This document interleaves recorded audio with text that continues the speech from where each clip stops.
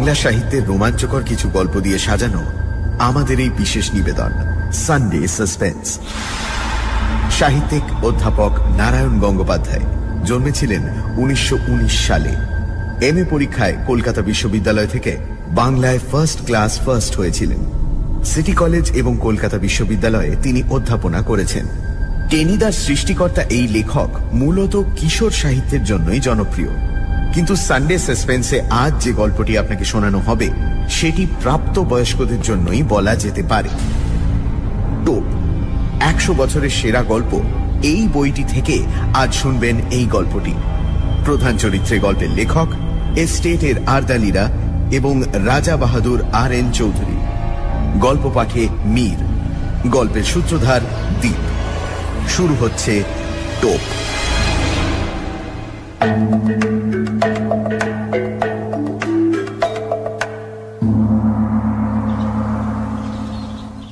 সকালে একটা পার্সেল এসে পৌঁছেছে। খুলে দেখি একজোড়া জুতো। না, শত্রুপক্ষের কাজ নয়। একজোড়া পুরনো ছেঁড়া জুতো পাঠিয়ে আমার সঙ্গে রসিকতার চেষ্টাও করেনি কেউ। চমৎকার ঝকঝকে বাঘের চামড়ার নতুন চটি, দেখলে চোখ জুড়িয়ে যায়। পায়ে দিতে লজ্জা বোধ হয় দস্তুর মতো, ইচ্ছে করে বিছানায় শুইয়ে রাখি। কিন্তু জুতো জোড়া পাঠালো কে? কোথাও অর্ডার দিয়েছিলাম বলেও তো মনে পড়ছে না। আর বন্ধুদের সবকটাকেই তো চিনি। বিনামূল্যে এমন এক জোড়া জুতো পাঠানোর মতো দরাজ মেজাজ এবং ট্যাঁক কারুর আছে বলেও জানি না। তাহলে ব্যাপারটা কি?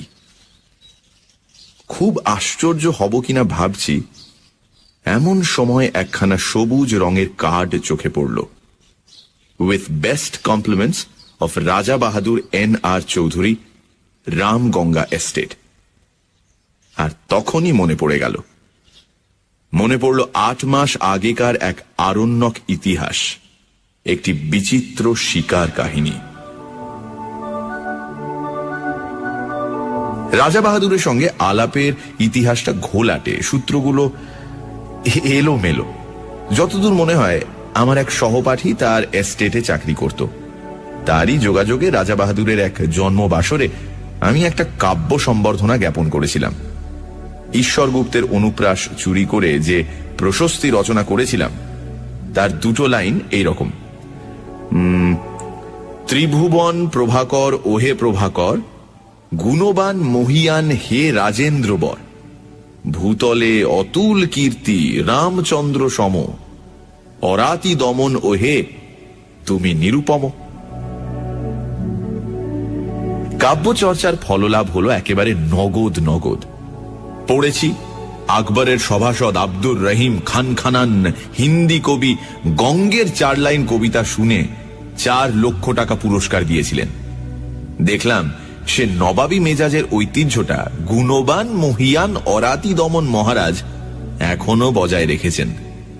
আমার মতো দিনাতি দিনের উপরেও রাজদৃষ্টি পড়ল। তিনি আমাকে ডেকে পাঠালেন, প্রায় চা খাওয়াতে লাগলেন। তারপর সামান্য একটা উপলক্ষ করে দামি একটা সোনার হাতঘড়ি উপহার দিয়ে বসলেন এক সময়। সেই থেকে রাজা বাহাদুর সম্পর্কে অত্যন্ত কৃতজ্ঞ হয়ে আছি আমি। নিছক কবিতা মেলাবার জন্য বিশেষণগুলো ব্যবহার করেছিলাম, এখন সেগুলোকেই মন প্রাণ দিয়ে বিশ্বাস করতে শুরু করেছি। রাজা বাহাদুরকে আমি শ্রদ্ধা করি, আর গুণগ্রাহী লোককে শ্রদ্ধা করাই তো স্বাভাবিক। বন্ধুরা বলে মোসাহেব, কিন্তু আমি জানি ওটা নিছক গায়ের জ্বালা। আমার সৌভাগ্যে ওদের ঈর্ষা, তা আমি পরোয়া করি না। নৌকা বাঁধতে হলে বড় গাছ দেখে বাঁধাই ভালো, অন্তত ছোটখাটো ঝড়ঝাপটার আঘাতে সম্পূর্ণ নিরাপদ। তাই মাস 8 আগে রাজা বাহাদুর যখন শিকারে তার সহযাত্রী হওয়ার জন্য আমাকে নিমন্ত্রণ জানালেন, তখন আমি ঠেলতে পারলাম না। কলকাতার সমস্ত কাজকর্ম ফেলে ঊর্ধ্বশ্বাসে বেরিয়ে পড়া গেল। তাছাড়া গোরা সৈন্যদের মাঝে মাঝে রাইফেল উঁচিয়ে শকুন মারতে দেখা ছাড়া শিকার সম্বন্ধে কোনো স্পষ্ট ধারণাই নেই আমার। সেদিক থেকেও মনের ভেতরে গভীর এবং নিবিড় একটা প্রলোভন ছিল।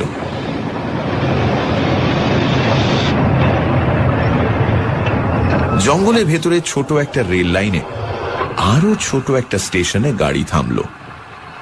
নামবার সঙ্গে সঙ্গে সোনালি তকমা আটা ঝকঝকে পোশাক পরা আরদালি এসে সেলাম দিল আমাকে।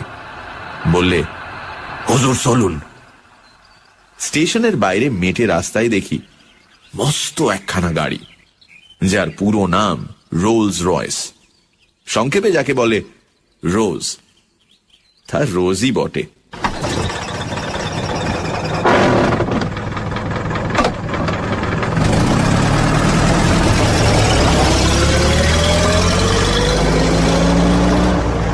মাটিতে চললো না রাজহাঁসের মতো হাওয়ায় ভেসে গেল সেটা ঠিক ঠাহর করে উঠতে পারলাম না।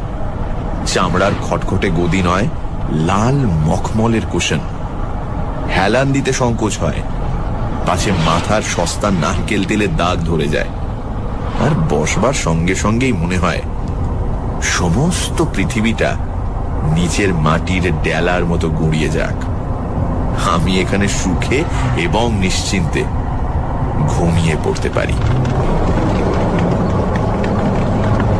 হাঁসের মতো ভেসে চলল রোজ। মেটে রাস্তায় চলেছে, অথচ এতটুকু ঝাঁকুনি নেই। ইচ্ছে হলো একেবারে ঘাড় বার করে দেখি গাড়িটা ঠিক মাটি দিয়েই চলেছে না দুহাত ওপর দিয়ে উড়ে চলেছে ওর চাকাগুলো। পথের দুপাশে তখন নতুন একটা জগতের ছবি। সবুজ শালবনের আড়ালে আড়ালে চা বাগানের বিস্তার, চকচকে উজ্জ্বল পাতার শান্ত শ্যামল সমুদ্র, দূরে আকাশের গায়ে কালো পাহাড়ের রেখা। ক্রমশ চা বাগান শেষ হয়ে এলো। পথের দুপাশে ঘন হয়ে দেখা দিতে লাগলো অবিচ্ছিন্ন শালবন। একজন আরদালি জানালো, হুজুর, ফরেস্ট এসে পড়েছে। ফরেস্টই বটে। পথের ওপর থেকে সূর্যের আলো সরে গেছে, এখন শুধু শান্ত আর বিষণ্ণ ছায়া। রাত্রির শিশির এখনো ভিজিয়ে রেখেছে পথটাকে। রোজের নিঃশব্দ চাকার নিচে মড়মড় করে সাড়া তুলছে শুকনো শালের পাতা। বাতাসে গুঁড়ো গুঁড়ো বৃষ্টির মতো শালের ফুল ঝরে পড়ছে পথের পাশে, উড়ে আসছে গায়ে। কোথা থেকে চকিতের জন্য ময়ূরের তীক্ষ্ণ চিৎকার ভেসে এলো। দুপাশে নিবিড় শালের বন, কোথাও কোথাও ভেতর দিয়ে খানিকটা দৃষ্টি চলে, কখনো কখনো বুনো ঝোপে আচ্ছন্ন।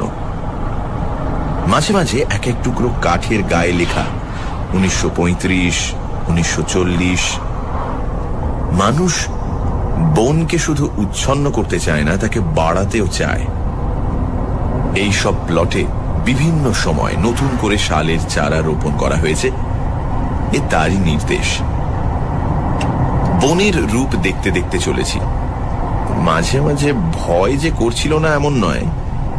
এই ঘন জঙ্গলের মধ্যে হঠাৎ যদি গাড়ির ইঞ্জিন খারাপ হয়ে যায় আর তাক বুঝে যদি লাফ মারে একটা বুনো জানোয়ার, তাহলে তাহলে পকেটের ফাউন্টেন পেনটা ছাড়া আত্মরক্ষার আর কোনো অস্ত্র টস্ত্র সঙ্গে নেই।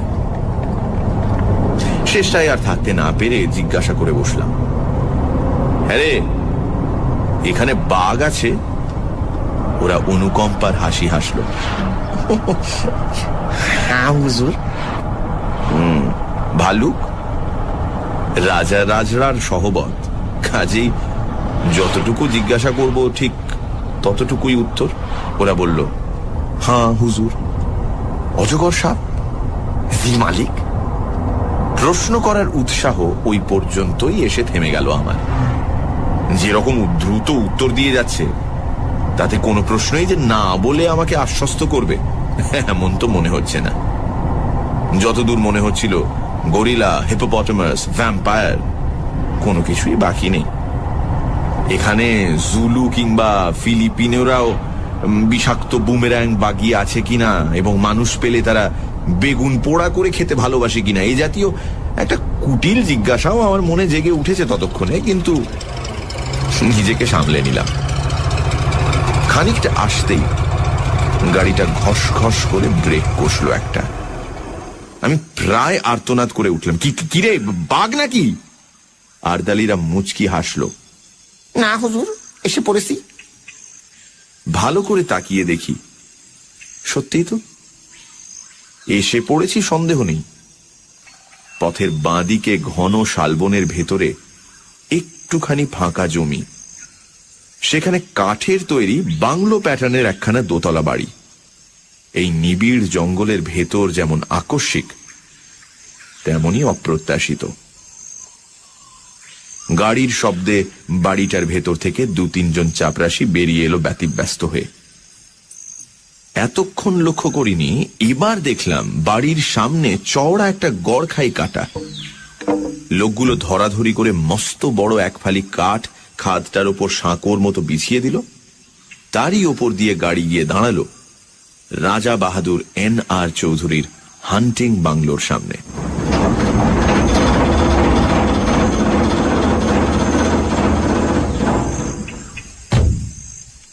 আরে আরে কি সৌভাগ্য!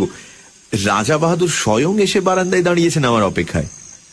একগাল হেসে বললেন, আসুন আসুন, আপনার জন্য আমি এখনো চা পর্যন্ত খাইনি। শ্রদ্ধায় আর বিনয়ে আমার মাথা নিচু হয়ে গেল। মুখে কথা জোগালো না, শুধু বেকুবের মতো কৃতার্থের হাসি হাসলাম একগাল। রাজা বাহাদুর বললেন, এত কষ্ট করে আপনি যে আসবেন সে ভাবতেই পারিনি, বড় আনন্দ হলো। চলুন চলুন, ওপরে চলুন। এত গুণ না থাকলে কি আর রাজা হয়? একেই বলে রাজোচিত বিনয়। রাজা বাহাদুর বললেন, আগে স্নান করে রিফ্রেশড হয়ে আসুন, টি ইজ গেটিং রেডি।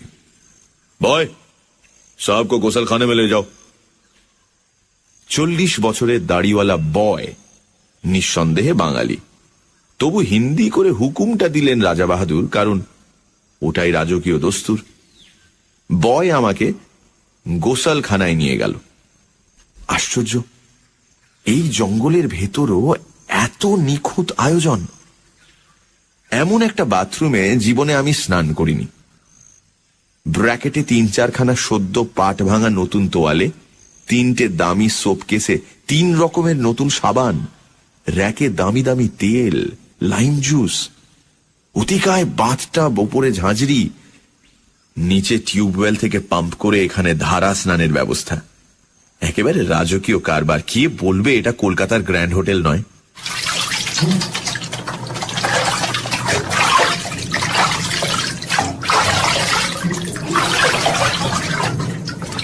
স্নান হয়ে গেল।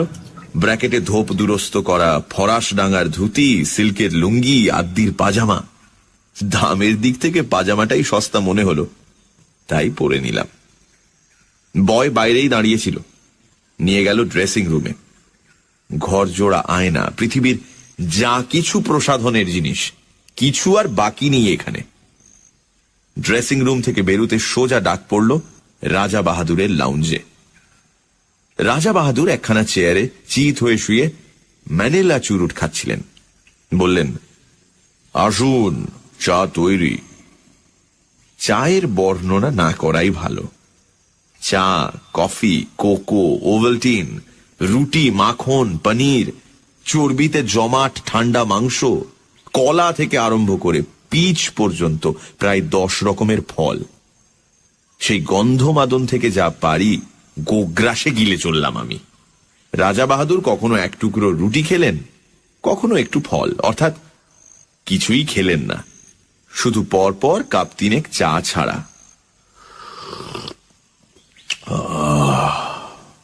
তারপর আরেকটা চুরুট ধরিয়ে বললেন, একবার জানলা দিয়ে চেয়ে দেখুন।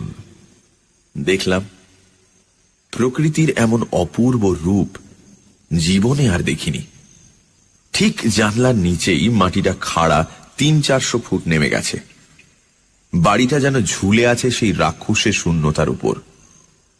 তলায় দেখা যাচ্ছে ঘন জঙ্গল, তার মাঝ দিয়ে পাহাড়ি নদীর একটা সংকীর্ণ নীলোজ্জ্বল রেখা। যতদূর দেখা যায় বিস্তীর্ণ অরণ্য চলেছে প্রসারিত হয়ে, তার সীমান্তে নীল পাহাড়ের প্রহরা। আমার মুখ দিয়ে বেরুল, চমৎকার। রাজা বাহাদুর বললেন, রাইট, আপনারা কবি মানুষ, আপনাদের তো ভালো লাগবেই। আমারই মাঝে মাঝে কবিতা লিখতে ইচ্ছে করে মশাই, কিন্তু নিচের ওই যে জঙ্গলটি দেখতে পাচ্ছেন, ওটি বড় সুবিধের জায়গা নয়। টেরাইয়ের ওয়ান অফ দি ফিয়ারসেস্ট ফরেস্টস, একেবারে প্রাগ ঐতিহাসিক হিংস্রতার রাজত্ব। আমি সভয়ে জঙ্গলটার দিকে তাকালাম। ওয়ান অফ দ্য ফিয়ারসেস্ট, কিন্তু ভয় পাওয়ার মতো কিছু তো দেখতে পাচ্ছি না। 400 ফুট নিচে ওই অতিকায় জঙ্গলটাকে একটা নিরবচ্ছিন্ন বেঁটে গাছের ঝোপ বলে মনে হচ্ছে। নদীর রেখাটাকে দেখাচ্ছে উজ্জ্বল একখানা পাতার মতো। আশ্চর্য সবুজ, আশ্চর্য সুন্দর। অফুরন্ত রোদে ঝলমল করছে অফুরন্ত প্রকৃতি। পাহাড়টা যেন গাঢ় নীল রং দিয়ে আঁকা। মনে হয় উপর থেকে ঝাঁপ দিয়ে পড়লে ওই স্তব্ধ গম্ভীর অরণ্য যেন আদর করে বুকে টেনে নেবে, রাশি রাশি পাতার একটা নরম বিছানার উপর। অথচ আমি বললাম, ওখানেই শিকার করবেন নাকি? খেপেছেন, নামবো কি করে? দেখছেন তো পেছনে 400 ফুট খাড়া পাহাড়। আজ পর্যন্ত ওখানে কোনো শিকারীর বন্দুক গিয়ে পৌঁছয়নি। তবে হ্যাঁ, ঠিক শিকার করি না বটে, আমি মাঝে মাঝে মাছ ধরি ওখান থেকে। মাছ ধরেন?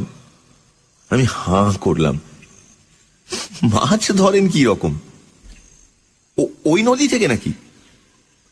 সেটা ক্রমশ প্রকাশ্য, দরকার হলে পরে দেখতে পাবেন।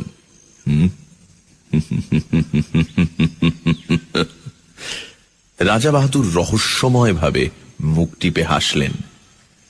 আপাতত শিকারের আয়োজন করা যাক, কিছু না জুটলে মাছের চেষ্টাই করা যাবে। তবে ভালো টোপ ছাড়া আমার পছন্দ হয় না, আর তাতে অনেক হাঙ্গামা। কিছু বুঝতে পারছি না। রাজা বাহাদুর জবাব দিলেন না, শুধু হাসলেন।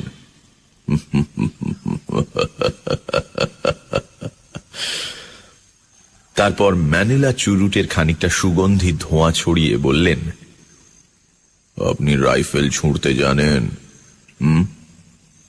বুঝলাম কথাটি চাপা দিতে চাইছেন। সঙ্গে সঙ্গে জিহ্বাকে দমন করে ফেললাম। এর পরে আর কিছু জিজ্ঞেস করাটা সঙ্গত হবে না, শোভনও নয়। সেটা কোর্ট ম্যানারের বিরোধী। রাজা বাহাদুর আবার বললেন, রাইফেল ছুঁড়তে পারেন? বললাম, ছেলেবেলায় এয়ার গান ছুঁড়েছি। রাজা বাহাদুর হেসে উঠলেন। তা বটে, আপনারা কবি মানুষ, ওসব অস্ত্র শস্ত্রের ব্যাপার আপনাদের মানায় না। আমি অবশ্য 12 বছর বয়সে রাইফেল হাতে তুলে নিয়েছিলাম। আপনি চেষ্টা করে দেখুন না, কিছু শক্ত ব্যাপার নয়। উঠে দাঁড়ালেন রাজা বাহাদুর, ঘরের একদিকে এগিয়ে গেলেন। তাকে অনুসরণ করে আমি দেখলাম এ শুধু লাউঞ্জ নয়, রীতিমতো একটা ন্যাচারাল মিউজিয়াম এবং অস্ত্রাগার। খাওয়ার টেবিলে নিমগ্ন ছিলাম বলে এতক্ষণ দেখতে পাইনি, নইলে এর আগেই চোখে পড়া উচিত ছিল। চারিদিকে সারি সারি নানা আকারের আগ্নেয়াস্ত্র, গোটা চারেক রাইফেল, ছোট বড় নানা রকম চেহারা। একটা হুকের সঙ্গে খাপে আঁটা একজোড়া রিভলভার ঝুলছে। তার পাশেই ঝুলছে খোলা একখানা লম্বা শেফিল্ডের তলোয়ার। সূর্যের আলোর মতো তার ফলার নিষ্কলঙ্ক রং। মোটা চামড়ার বেল্টে ঝকঝকে পেতলের কার্তুজ, রাইফেলের, রিভলভারের। জরিদার খাপে খানতিনেক নেপালি ভোজালি, আর দেয়ালের গায়ে হরিণের মাথা, ভালুকের মুখ, নানা রকমের চামড়া, বাঘের, সাপের, হরিণের, গো সাপের। একটা টেবিলে অতিকায় হাতির মাথা, দুটো বড় বড় দাঁত এগিয়ে আছে সামনের দিকে। বুঝলাম এরা রাজা বাহাদুরের বীর কীর্তির নিদর্শন। ছোট একটা রাইফেল তুলে নিলেন রাজা বাহাদুর, বললেন, এটা লাইট জিনিস, তবে ভালো রিপিটার অনায়াসে বড় বড় জানোয়ার ঘায়েল করতে পারে। আমার কাছে অবশ্য সবই সমান, লাইট রিপিটার যা, হাউইৎজা কামানো তাই। তবু সৌজন্য রক্ষার জন্য বলতে হলো, বাহ, তবে তো চমৎকার জিনিস। রাজা বাহাদুর রাইফেলটা বাড়িয়ে দিলেন আমার দিকে। তাহলে চেষ্টা করুন, লোড করাই আছে, ছুড়ুন ওই জানলা দিয়ে। আমি সভয়ে 3 পা পিছিয়ে গেলাম। জীবনে বেকুবি অনেক করেছি, কিন্তু তার পরিমাণটা আর বাড়াতে প্রস্তুত নই। যুদ্ধ ফেরত এক বন্ধুর মুখে তার রাইফেল ছোঁড়ার প্রথম অভিজ্ঞতা শুনেছিলাম। পড়ে গিয়ে পা ভেঙে নাকি তাকে 1 মাস বিছানায় শুয়ে থাকতে হয়েছিল। নিজেকে যতদূর জানি, আমার ফাঁড়া শুধু পা ভাঙার ওপর দিয়েই কাটবে বলে মনে হয় না। বললাম, ওটা এখন থাক, পরে হবে না হয়। রাজা বাহাদুর মৃদু কৌতুকের হাসি হাসলেন, বললেন, এখন ভয় পাচ্ছেন, কিন্তু একবার ধরতে শিখলে আর ছাড়তে চাইবেন না। হাতে থাকলে বুঝবেন কত বড় শক্তিমান আপনি। You can easily face all the rascals off. হঠাৎ তার চোখ ঝকঝক করে উঠল, মৃদু হাসিটা মিলিয়ে গিয়ে শক্ত হয়ে উঠল মুখের পেশিগুলো। And a rival. মুহূর্তে বুকের রক্ত হিম হয়ে গেল আমার। রাজা বাহাদুরের 2 চোখে বন্য হিংসা। রাইফেলটা এমন শক্ত মুঠিতে বাগিয়ে ধরেছেন যেন সামনে কাউকে গুলি করবার জন্য তৈরি হচ্ছেন তিনি। উত্তেজনার ঝোঁকে আমাকেই যদি লক্ষ্য ভেদ করে বসেন, তাহলে আতঙ্কে দেওয়ালে ঠেস দিয়ে দাঁড়িয়ে গেলাম আমি। কিন্তু ততক্ষণে মেঘ কেটে গেছে। রাজা রাজরার মেজাজ। রাজা বাহাদুর হাসলেন। ওয়েল, পরে আপনাকে তালিম দেওয়া যাবে। সবই তো রয়েছে, যেটা খুশি আপনি ট্রাই করতে পারেন। চলুন এখন বারান্দায় গিয়ে বসা যাক। Let's have some energy. প্রাতরাশেই প্রায় বিন্ধ্য পর্বত উদরসাৎ করা হয়েছে, আর কি হলে এনার্জি সঞ্চিত হবে বোঝা শক্ত। কিন্তু কথাটা বলেই রাজা বাহাদুর বাইরের বারান্দা দিকে পা বাড়িয়েছেন, সুতরাং আমাকেও পিছু নিতে হলো। বাইরের বারান্দায় বেতের চেয়ার, বেতের টেবিল। এখানে ঢোকবার পর এমন সব বিচিত্র রকমের আসরে বসছি যে আমি প্রায় নার্ভাস হয়ে উঠেছি। তবু যেন বেতের চেয়ারে বসতে পেয়ে খানিকটা সহজ অন্তরঙ্গতা অনুভব করা গেল। এটা অন্তত চেনা জিনিস। আর বসবার সঙ্গে সঙ্গে বোঝা গেল এনার্জি কথাটার আসল তাৎপর্য কি। বেয়ারা তৈরি ছিল, ট্রেতে করে একটি ফেনিল ও গ্লাস সামনে এনে রাখল। অ্যালকোহলের উগ্র গন্ধ ছড়িয়ে গেল বাতাসে। রাজা বাহাদুর স্মিত হাস্যে বললেন, চলবে? সবিনয়ে জানালাম, না। তবে বিয়ার আনবে? একেবারে মেয়েদের ড্রিঙ্ক। নেশা হবে না? না থাক, অভ্যেস নেই কোনোদিন। গুড কন্ডাক্টর প্রাইজ পাওয়া ছেলে। রাজা বাহাদুরের সুরে অনুকম্পার আভাস। আমি কিন্তু 14 বছরের বয়সেই প্রথম ড্রিঙ্ক ধরি। রাজা রাজরার ব্যাপার সবই অলৌকিক। জন্মাবার সঙ্গে সঙ্গে কেউটের বাচ্চা, সুতরাং মন্তব্য অনাবশ্যক। ট্রে বারবার যাতায়াত করতে লাগলো। রাজা বাহাদুরের প্রখর উজ্জ্বল চোখ দুটো ঘোলাটে হয়ে এলো ক্রমশ।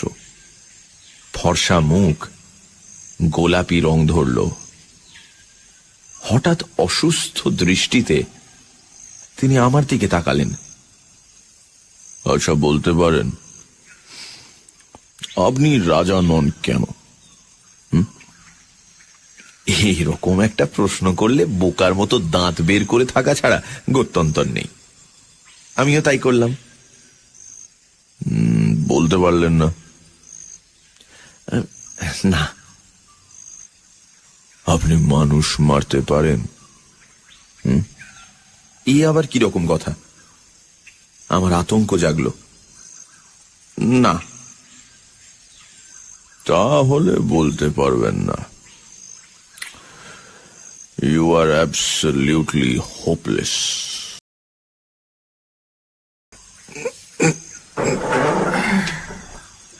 উঠে দাঁড়িয়ে ঘরের দিকে পা বাড়ালেন রাজা বাহাদুর। বলে গেলেন, I pity you, I pity you.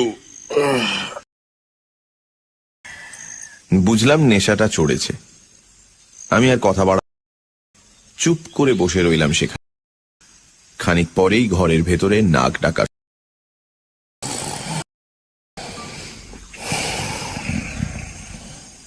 তাকিয়ে দেখি তার লাউঞ্জের সেই চেয়ারটায় হাঁ করে ঘুমোচ্ছেন রাজা বাহাদুর। মুখের কাছে কতগুলো মাছি উড়ছে ভন ভন করে। শিকারের প্রথম অভিজ্ঞতা। জঙ্গলের ভেতর বসে আছি মোটরে। দুটো তীব্র হেডলাইটের আলো পড়েছে সামনের সংকীর্ণ পথে আর দুধারের শালবনে। ওই আলোর রেখার বাইরে অবশিষ্ট জঙ্গলটায় যেন প্রেতপুরীর জমাট অন্ধকার। রাত্রির তমসায় আদিম হিংসা সজাগ হয়ে উঠেছে চারিদিকে। অনুভব করছি সমস্ত স্নায়ু দিয়ে এখানে হাতির পাল ঘুরছে দূরের কোনো পাহাড়ের পাথর গুঁড়িয়ে গুঁড়িয়ে। ঝোপের ভেতরে অজগর প্রতীক্ষা করে আছে অসতর্ক শিকারের আশায়।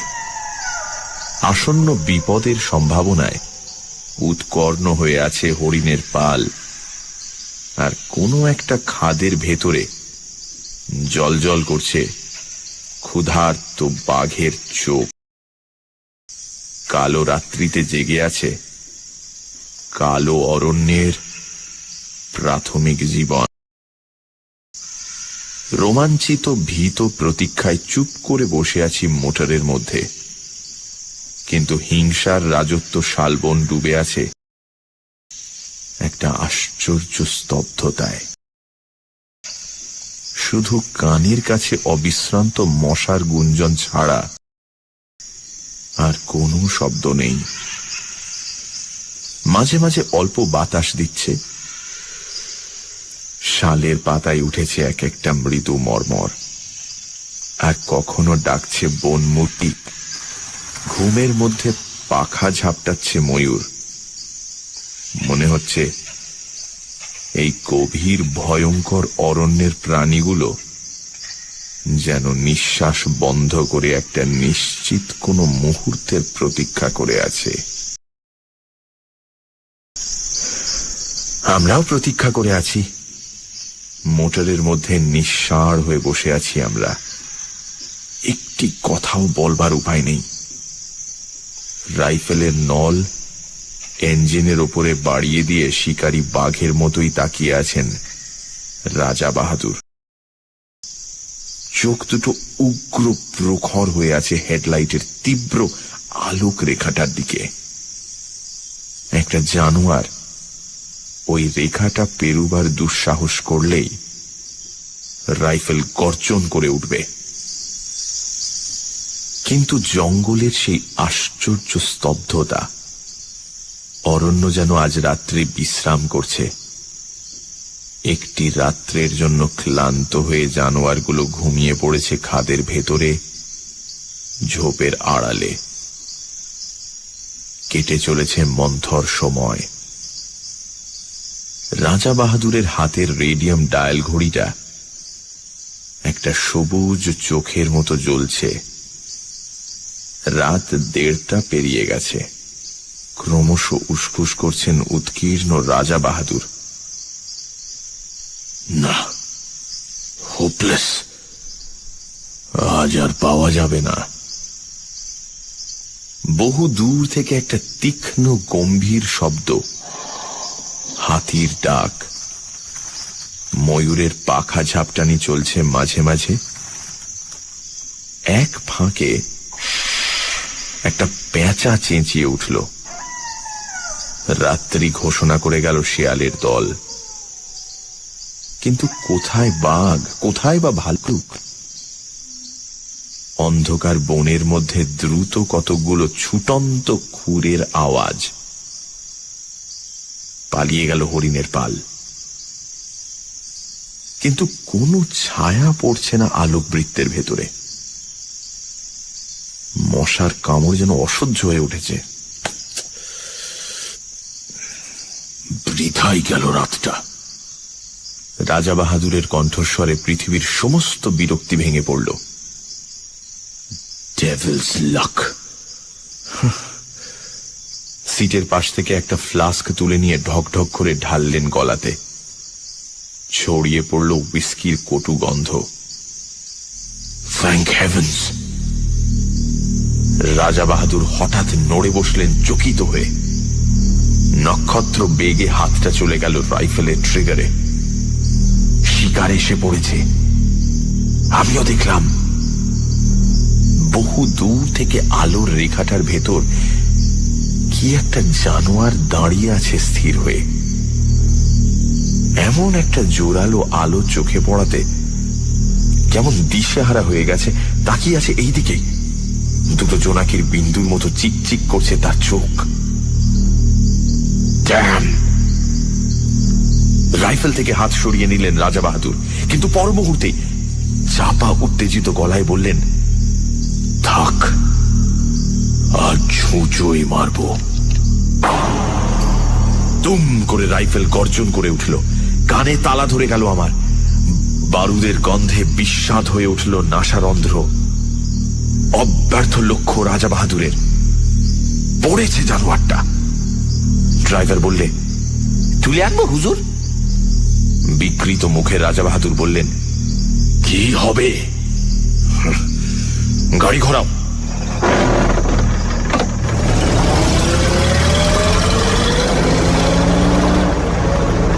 রেডিয়াম ডায়ালের সবুজ আলোয় রাত 3টে। গাড়ি ফিরে চলল হান্টিং বাংলোর দিকে। একটা ম্যানিলা চুরুট ধরিয়ে রাজা বাহাদুর আবার বললেন,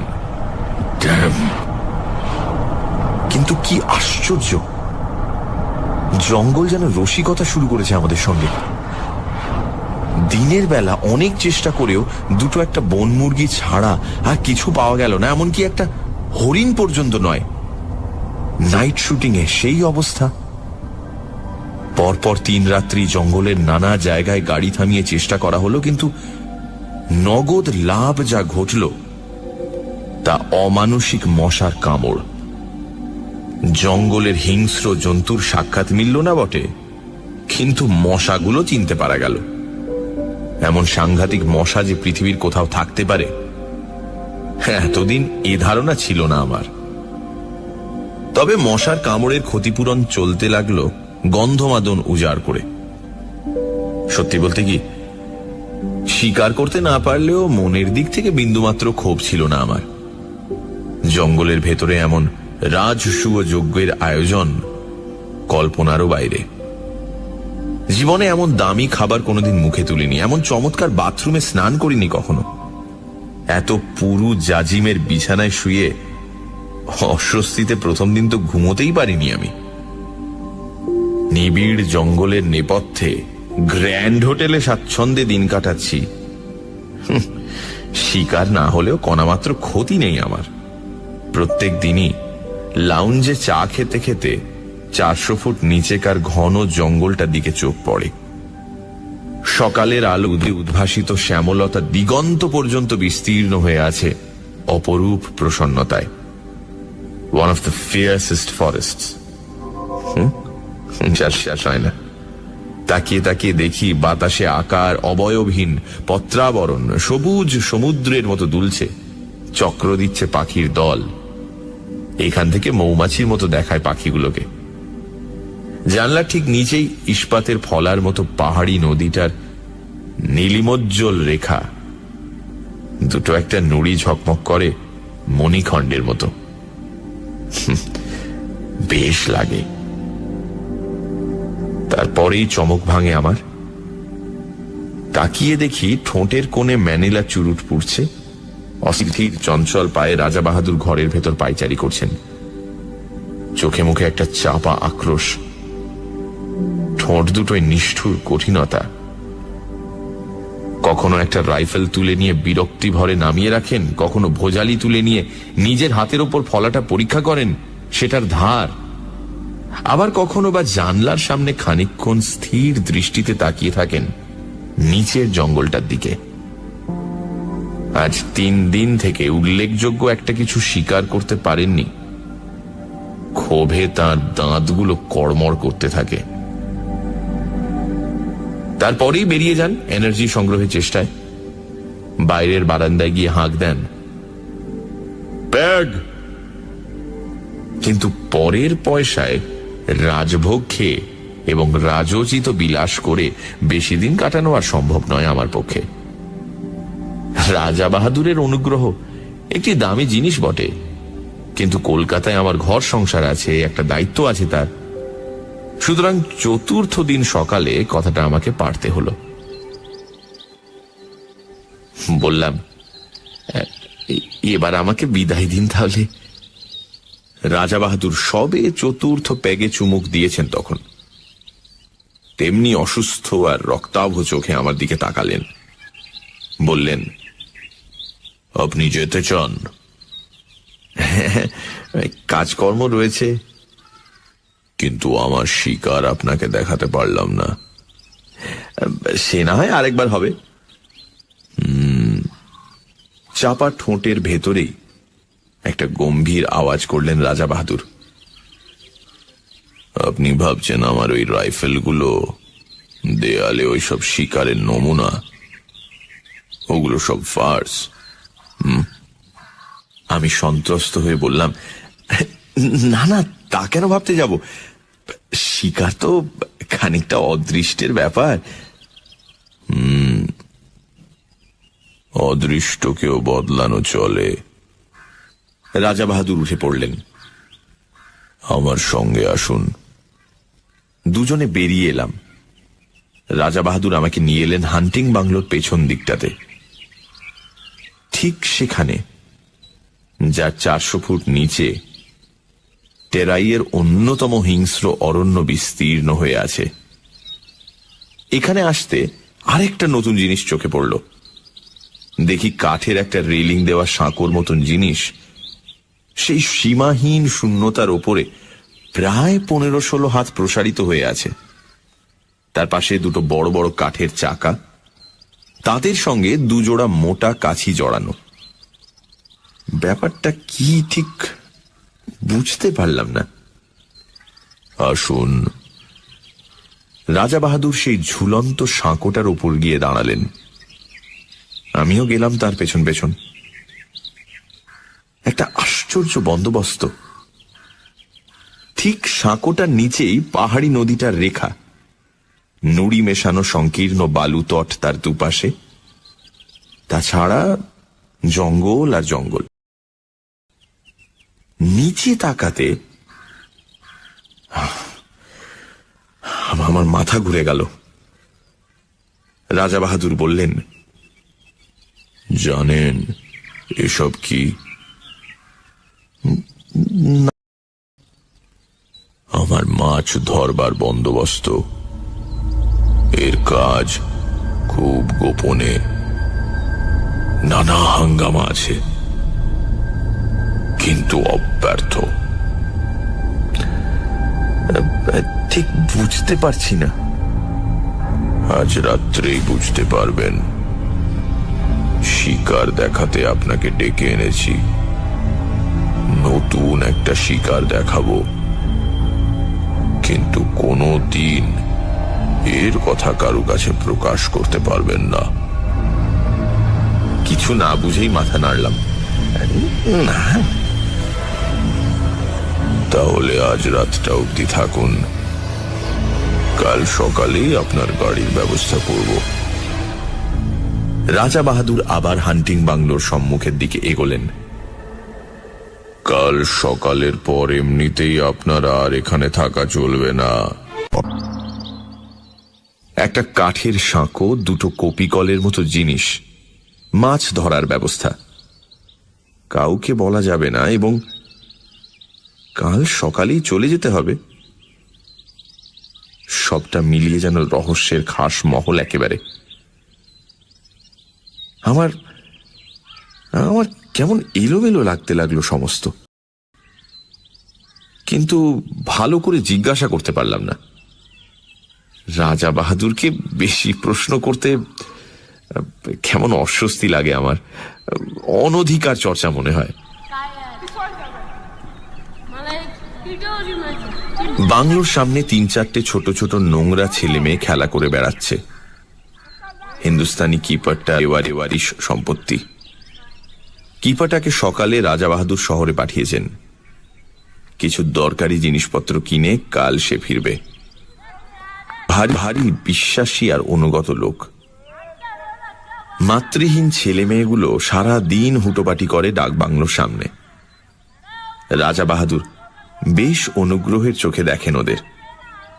দোতলার জানলা থেকে পয়সা, রুটি কিংবা বিস্কুট ছুঁড়ে দেন। নিচে ওরা সেগুলো নিয়ে কুকুরের মতো লোফালুফি করে। রাজা বাহাদুর তাকিয়ে তাকিয়ে দেখেন সকৌতুকে। আজও ছেলে মেয়েগুলো হুল্লোড় করে তার চারিপাশে এসে ঘিরে দাঁড়ালো।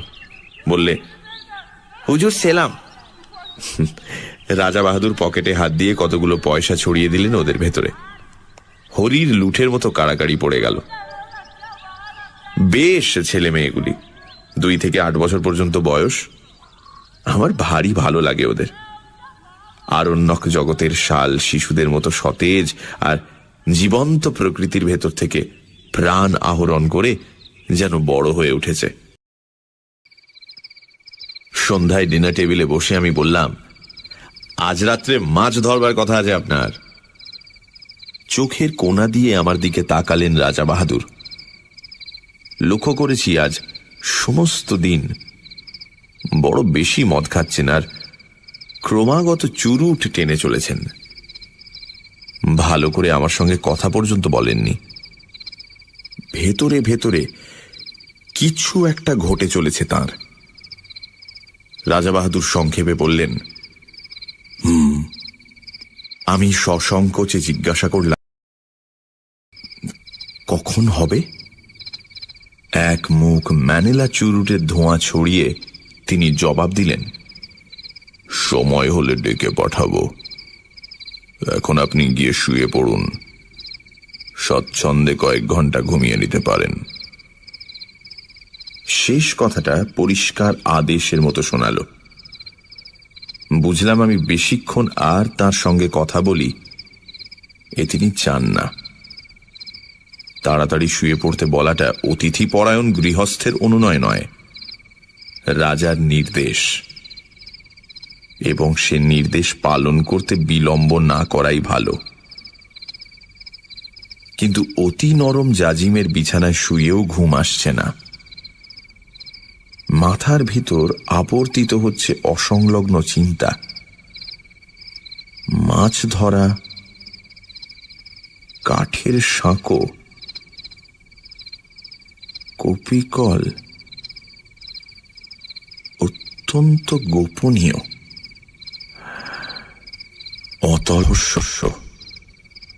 তারপর এপাশ ওপাশ করতে করতে কখন যে চৈতন্য আচ্ছন্ন হয়ে এলো তা আমি নিজেই টের পাইনি।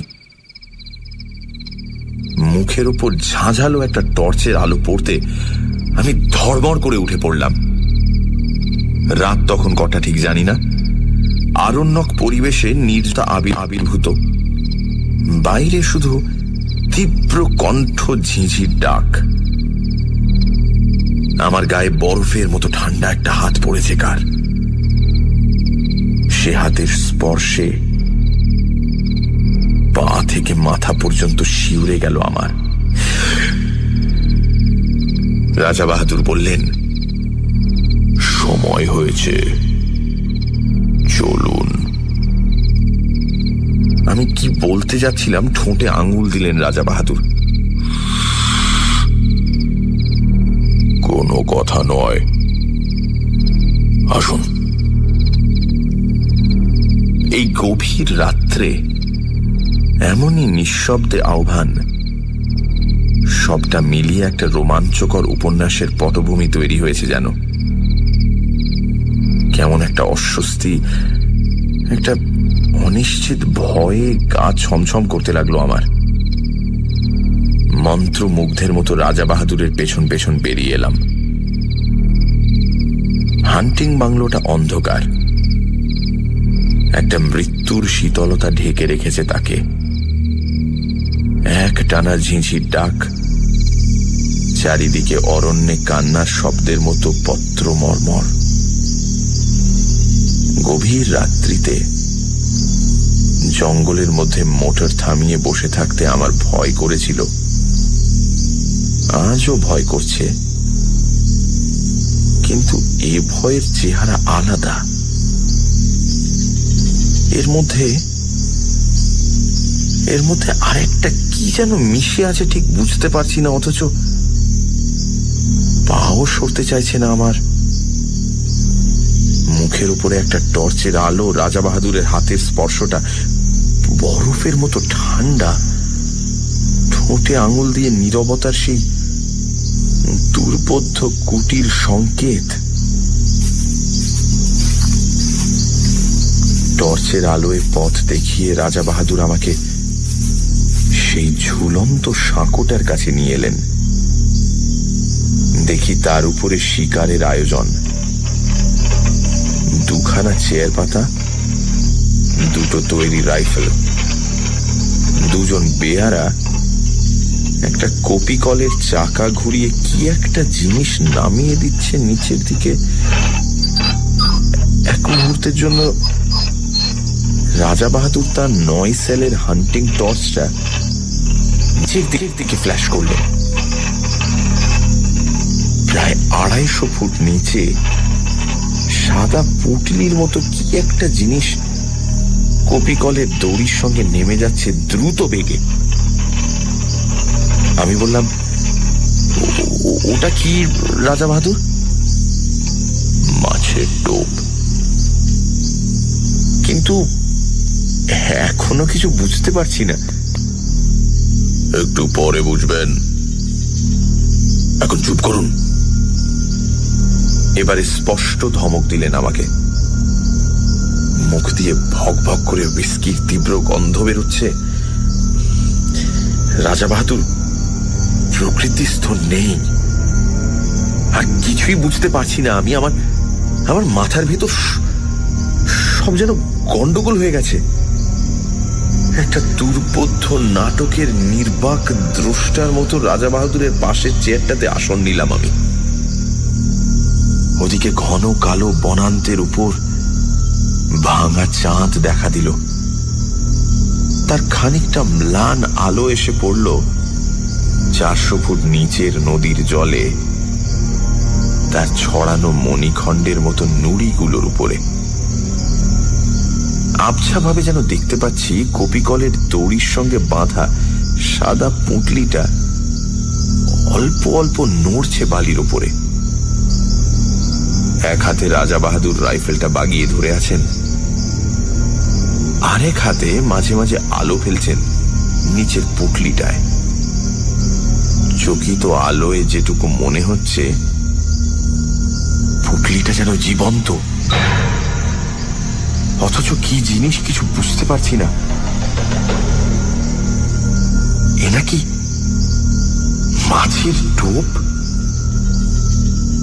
কিন্তু কি এ মাছ? আর এই কিসের টোপ? আবার সেই স্তব্ধতার প্রতীক্ষা। মুহূর্ত কাটছে, মিনিট কাটছে, ঘন্টা কাটছে। রাজা বাহাদুরের টর্চের আলো বারে বারে পিছলে পড়ছে নিচের দিকে। দিগন্ত প্রসার হিংস্র অরণ্য ভাঙা ভাঙা জ্যোৎস্নায় দেখাচ্ছে তরঙ্গিত একটা সমুদ্রের মতো। নিচের নদীটা ঝকঝক করছে যেন একখানা খাপ খোলা তলোয়ার। অবাক বিস্ময়ে আমি বসে আছি। মিনিট কাটছে, ঘন্টা কাটছে, টোপ ফেলে মাছ ধরছেন রাজা বাহাদুর, অথচ সব ধোঁয়াটে লাগছে আমার। কান পেতে শুনছি ঝিঝির ডাক, দূরে হাতির গর্জন, শালপাতার মর্মর। এই প্রতীক্ষার তত্ত্ব আমার কাছে দুর্বোধ্য। শুধু হুইস্কি আর ম্যানিলা চুরুটের গন্ধ এসে লাগছে আমার। মিনিট কাটছে, ঘন্টা কাটছে, রেডিয়াম ডায়াল ঘড়ির কাঁটা চলেছে ঘুরে। ক্রমশ যেন সম্মোহিত হয়ে গেলাম, ক্রমশ যেন ঘুম এলো আমার। তারপরে হঠাৎ কানের কাছে বিকট শব্দে রাইফেল সাড়া দিয়ে উঠল। 400 ফুট নিচ থেকে উপরের দিকে উৎক্ষিপ্ত হয়ে উঠল প্রচন্ড বাঘের গর্জন। চেয়ারটা শুদ্ধ আমি ক্ষেপে উঠলাম। টর্চের আলোটা সোজা পড়ছে নুড়ি ছড়ানো বালির ডাঙাটার উপরে। পরিষ্কার দেখতে পেলাম ডোরা কাটা অতিকায় একটা বিশাল জানোয়ার সাদা পুঁটলিটার উপর একখানা থাবা চাপিয়ে দিয়ে পড়ে আছে, সাপের মতো ল্যাজ আছড়াচ্ছে অন্তিম আক্ষেপে। ওপর থেকে ইন্দ্রের বজ্রের মতো অব্যর্থ গুলি গিয়ে লেগেছে তার মাথায়। এত উপর থেকে এমন দুর্নিবার মৃত্যু নামবে আশঙ্কা করতে পারিনি। রাজা বাহাদুর সোৎসাহে বললেন, ফাতেহ। এতক্ষণে মাছ ধরবার ব্যাপারটা বুঝতে পেরেছি। সোৎসাহে সোল্লাসে বললাম, মাছ তো ধরলেন, ডাঙায় তুলবেন কেমন করে? ওই কপি কল দিয়ে। এই জন্যই তো ব্যবস্থা। ব্যাপারটা যেমন বিচিত্র তেমনই উপভোগ্য। আমি রাজা বাহাদুরকে অভিনন্দিত করতে যাব এমন সময় পরিষ্কার শুনতে পেলাম শিশুর গোঙানি, ক্ষীণ অথচ নির্ভুল। এ কিসের শব্দ? 400 ফুট নিচ থেকে ওই শব্দটা আসছে। হ্যাঁ, কোনো ভুল নেই। মুখের বাঁধন খুলে গেছে, কিন্তু বড় দেরিতে। আমার রক্ত হিম হয়ে গেল, আমার চুল খাড়া হয়ে উঠল। আমি পাগলের মতো চিৎকার করে উঠলাম, রাজা বাহাদুর, কিসের টোপ আপনার? কি দিয়ে আপনি মাছ ধরলেন? চুপ! একটা কালো রাইফেলের নল আমার বুকে ঠেকালেন রাজা বাহাদুর। তারপরেই আমার চারিদিকে পৃথিবীটা পাক খেতে খেতে হাওয়ায় গড়া একটা বুদবুদের মতো শূন্যে মিলিয়ে গেল। রাজা বাহাদুর চাপটে না ধরলে 400 ফুট নিচেই পড়ে যেতাম হয়তো।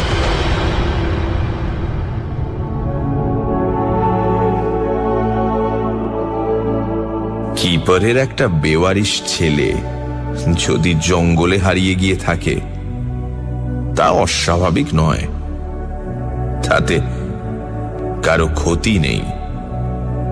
কিন্তু প্রকাণ্ড রয়্যাল বেঙ্গল মেরেছিলেন রাজা বাহাদুর, লোককে ডেকে দেখানোর মতো। তাই 8 মাস পরে এই চমৎকার চটি জোড়া উপহার এসেছে। 8 মাস আগেকার সে রাত্রি এখন স্বপ্ন হয়ে যাওয়াই ভালো। কিন্তু এই চটি জোড়া অতি মনোরম বাস্তব। পায়ে দিয়ে একবার হেঁটে দেখলাম, যেমন নরম তেমনি আরাম।